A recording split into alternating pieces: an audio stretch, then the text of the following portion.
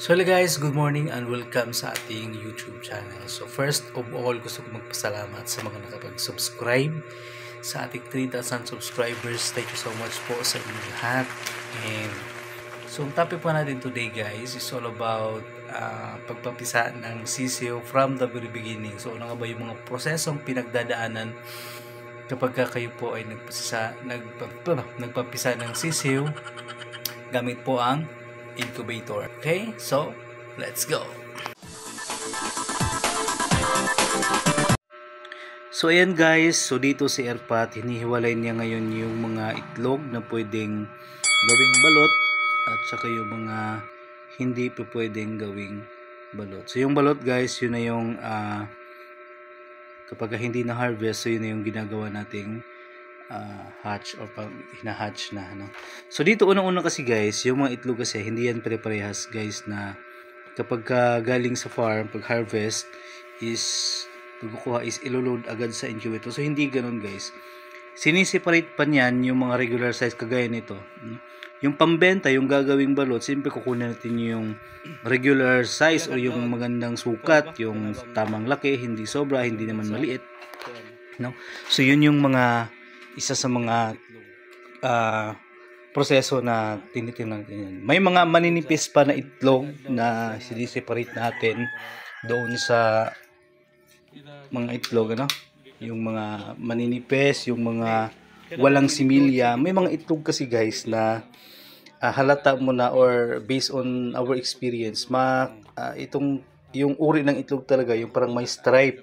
So mostly niyan wala talagang similya, or hindi talaga nagkakaroon ng similya. So yun, ihiwalay na natin yun, isasama na yun sa mga reject or ibibenta na retail price na fresh duck eggs, ano. So yung iba, yun yung ginagawang balot. So siniseparate natin yan mula sa farm, sa duck farm, ano. So ito yung itlog na to is yan, kung nakikita nyo yung mga regular size, yun lang yung talagang isinasama para gawing balot.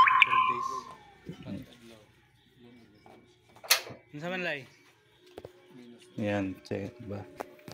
So yun, yung mga ganyan, mga maninipis, mga basa, yung mga itlog na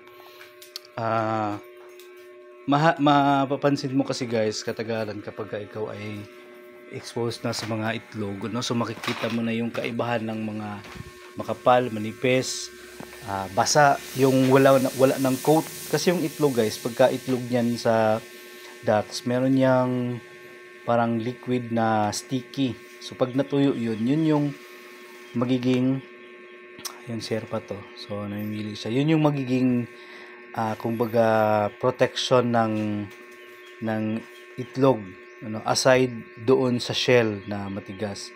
So yung meron siyang liquid na parang coat.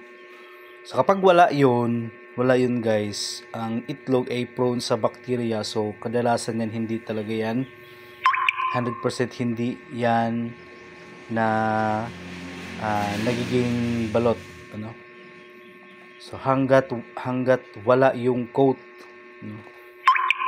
So may mga time din na nababasa ang itlog pero hindi natatanggal yung coat, so okay lang yun. So as long as hindi napapasukan ng bacteria, yung hindi na contaminate yung itlog, siyempre pwede po yun. So pinakamagandang edad ng itlog bago siya i-load sa incubator is 4 days, 5 days, yan, mga ganyan, 3 days. Pero 7 days hanggang 1 linggo guys, mula nung pag-itlog yan, pwede na yang salang sa incubator. Pero pag lumampas na ng 1 linggo, ay mas maganda ay hindi na natin i-load, kasi for sure mahihirapan na mag-recover ang similya, no? So dito na guys, nilalagay na natin dito sa tray yung ating mga napili na mga good size at saka makakapal yung shell na itlog. So dito niloload natin dito sa screen, or yung tray pa rin yung tawag kasi yan guys, na nagre-range ng 150 pieces to 160, depende sa itlog yan at saka yung sa kapal ng kahoy na yan, ano. Pero mostly niya nasa 150 plus, ano. Yung kayang, yung pwedeng ano dyan, magkasya. So mas mainam talaga guys na yung iloload natin is yung purong makakapal at tama yung sukat, kasi para hindi sayang yung time at saka yung space ng ano. Kasi pag nag-load tayo dyan ng manipis, pag hinalo-halo na natin yung mga itlog, kasi ihahalo-halo man natin yan nang sa ganun ay yung maging pantay ba yung yolk niya, hindi siya mag-stay doon sa isang portion lang. So kaya mas mainam, mas maganda na ano natin yan, ihalo-halo, no? So pagka merong maninipis na naisali dyan, ay for sure mababasag yun katagalan, ano. So ayan, gaya ng ginagawa ko, ganyan ginaganyan kasi yan. So pag may mga manipis dyan, so basag yun, so sayang din, ano. So maglalaan ka ng araw, oras, tsaka effort mo dyan, tapos mababasag lang. So dahil sinama mo yung mga maninipis, so yun. Tsaka yung mga basa, yung mga hindi na talaga magiging balot or walang chance na magkaroon ng mabubuhay ang similya. So sayang din, ano. So yan, tinatansya-tansya natin dyan na hindi siya gaanon kasikip. Yan, yung tamang-tama lang na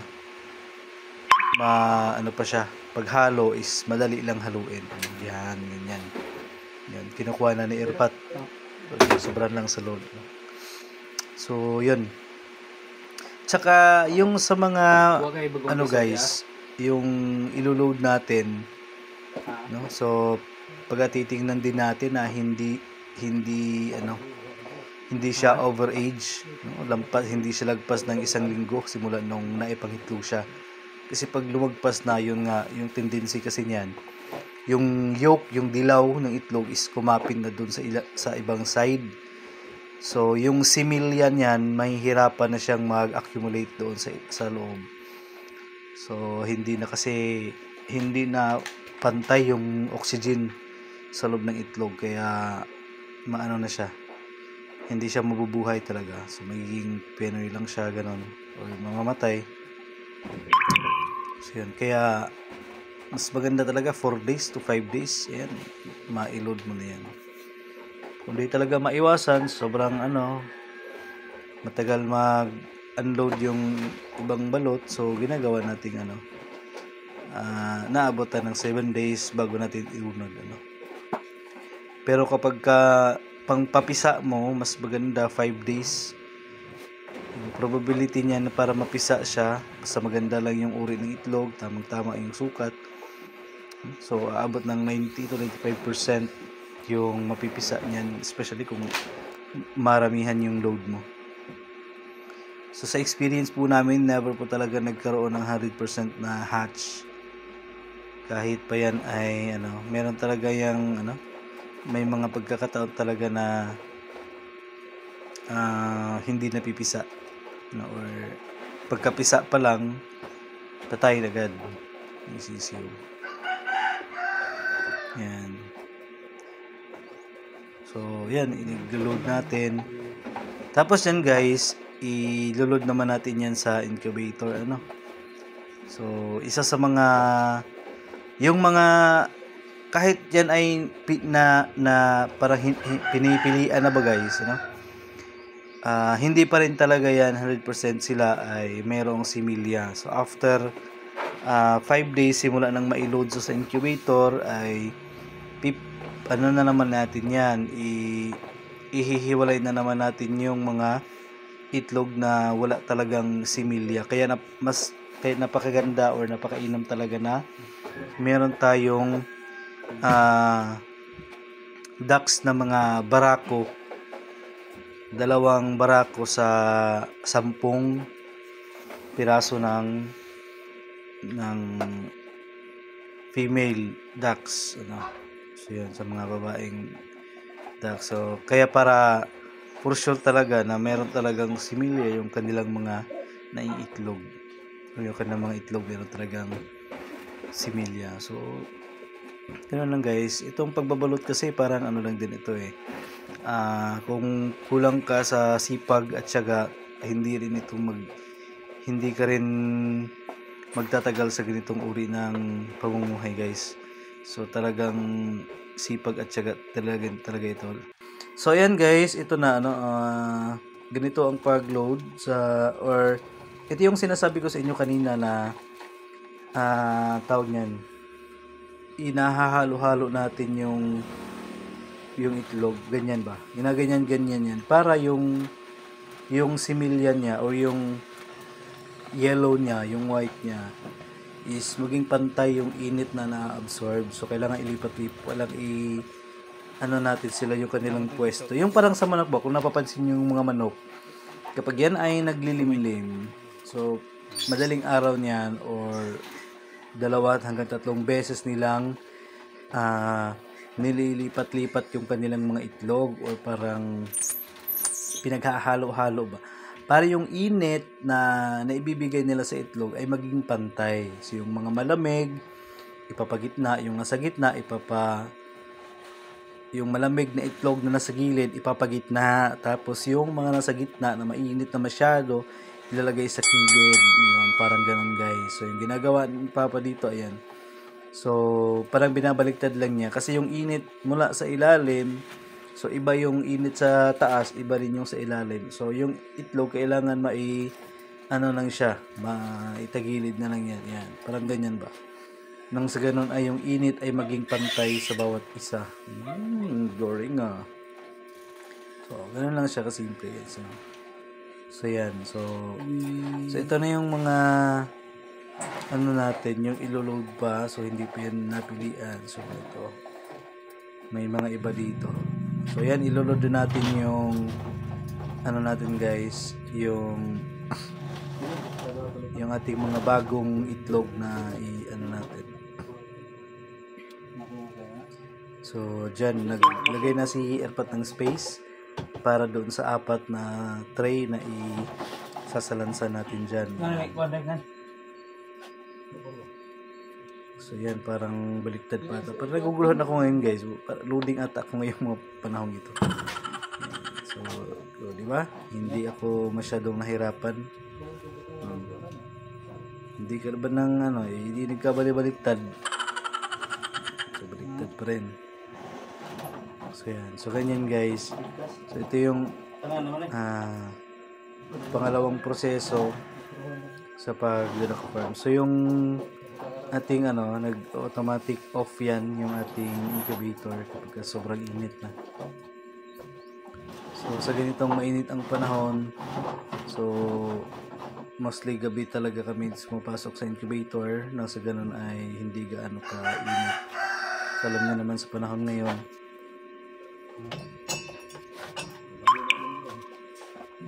so napakainit. So yan, parang baliktad din natin yung pagpasok ko dyan guys. Yan. So,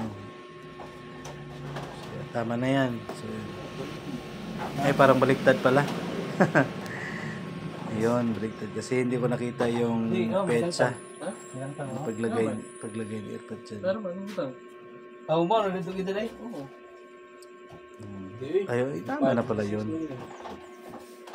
Ang gulo. Parang ginulo ko lang yung trabaho niya Erpat dyan guys. So yan. Yan kasi.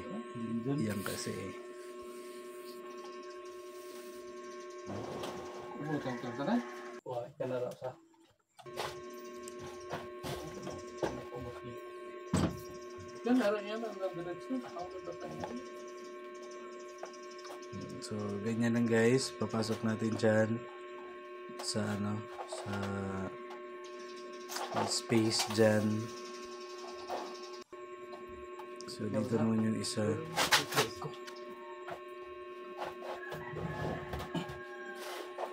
So yan guys. So sa loob ng isang araw guys, 2 beses nating ipinaghalo-halo yung itlog or inuukay-ukay natin yan.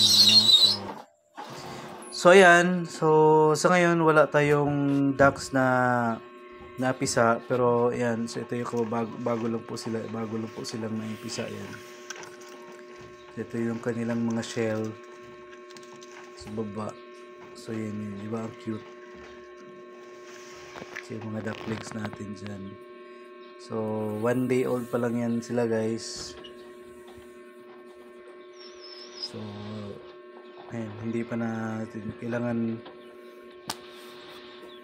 talagang ano na sila para malakas na. Kailangan i-gel mo na sila. So okay, pinanig adlaw ni. Gahapon ba?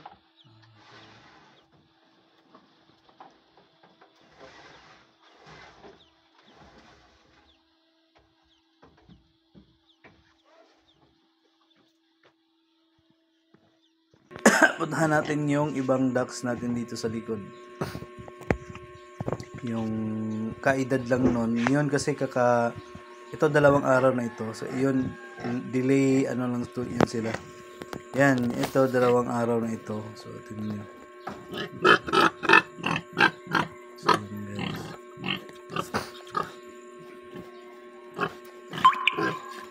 Yan.